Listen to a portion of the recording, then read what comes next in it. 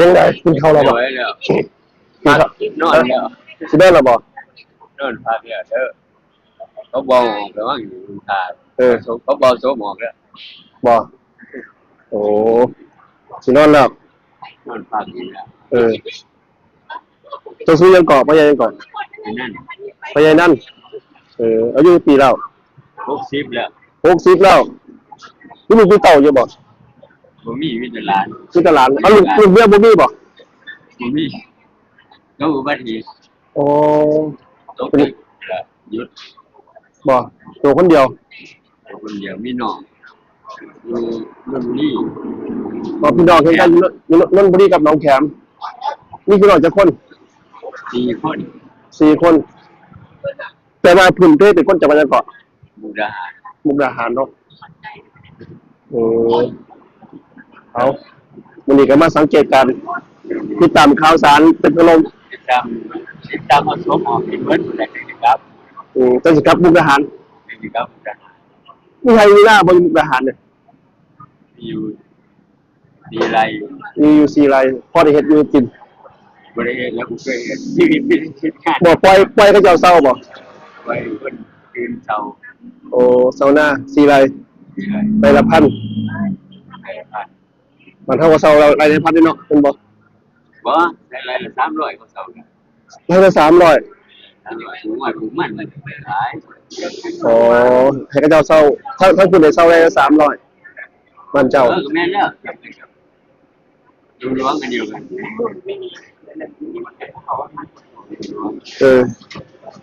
องคนรู้ทุกทางแล้วก็ไม่เพียงเราเลยก็ไปย่าง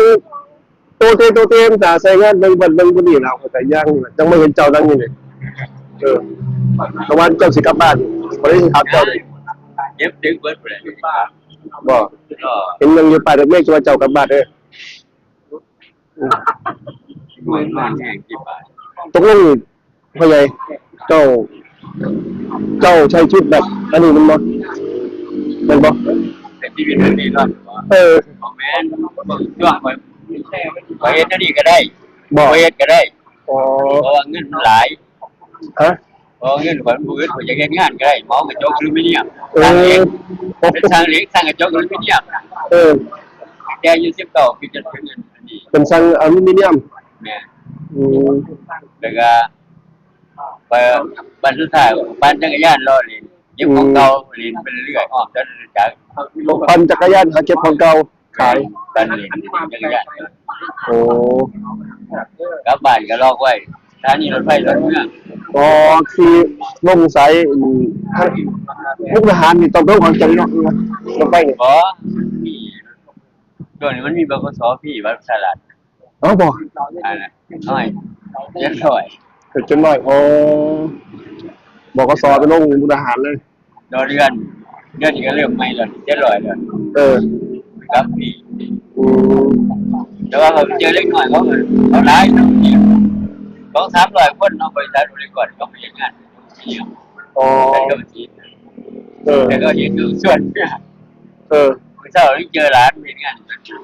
เขาเจอร้านใช่ป่ะอันที่ว่าเฮ็ดงานอยู่นี่นะเพราะอันนี้มันเป็นผู้หญิงเฮ็ดงานของไอ้อยู่สวนจตุจักรอีกคนละหม่องมันเป็นยังไงยกพวกการบัญชีมันยังอยู่นี่งานหลวงนั่นแหละครับเพราะว่าจังได๋ล่ะหลานเขาเรียนงานเขาหลีงานเขาเป็นนักแสดงใส่กระหม่อม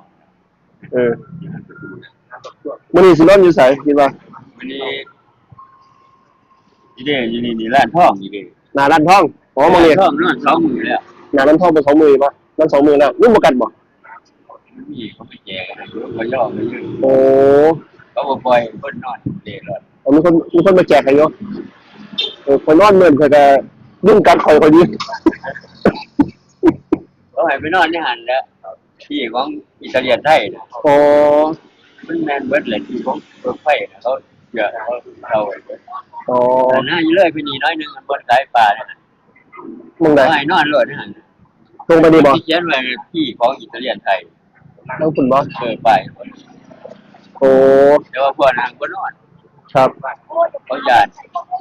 พวกอันนี้มาถามเขาหลายพวก โอ้ พวกแรงงาน นอนดีทางเลยนอนนี่ฝันอยู่บ่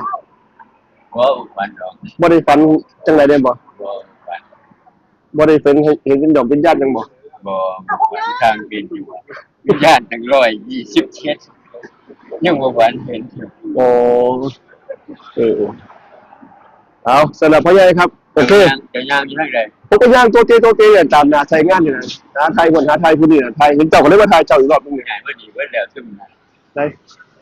ซึมอยู่นี่ บ่ เขาเอาตู้พัฒนึงมันบังแล้ว บางอันใด บัง อ๋อบางใส่งาน บังใหม่เย็นใส่งานทั้งนั้น อ๋อ คิดว่ามันบอกแล้ว อ๋อครับ เจอกันไหมครับ ครับเอาเด้อถ่าย ลุงนั่นเนาะอายุ60กว่าปี เจ้าชื่อหยังจริงเหรอ ผมบ่มาหน้าสตอรี่ ไม่เห็นครับ YouTube มาหน้าสตอรี่เด้อโอเคไว้เจอกันไหมครับ เจอลุงนั่นครับ เราก็มันติดตามข่าวนะเรามานอนอยู่ดิหน้าร้านทองแล้ววะแต่เบิ่งแล้วเรามาใส่ชีวิตเขาจะรู้จักเหรอคนจังหวัดมุกดาหารนะครับเอาประมาณนั้นครับค่ำคืนนี้กับสถานการณ์ตึกถล่มคืนที่7ขอนอนก่อนนะครับไม่ไหวแล้วถึงมาเดี๋ยวตามข่าวกันนะโอเคครับผมใครสะดวกนอนก็นอนได้เลยครับผมเราฟังข่าวพรุ่งนี้แต่ก่อนนอนก็ฝากกดไลค์กดแชร์ด้วย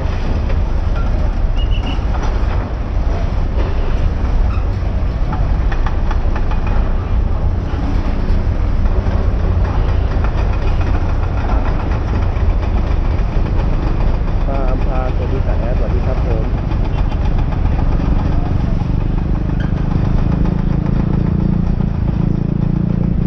โอ้โหเข้าไปได้เฉยเลยยาวมากสวัสดีครับคุณยูโรธิดาเศรษฐีนะครับ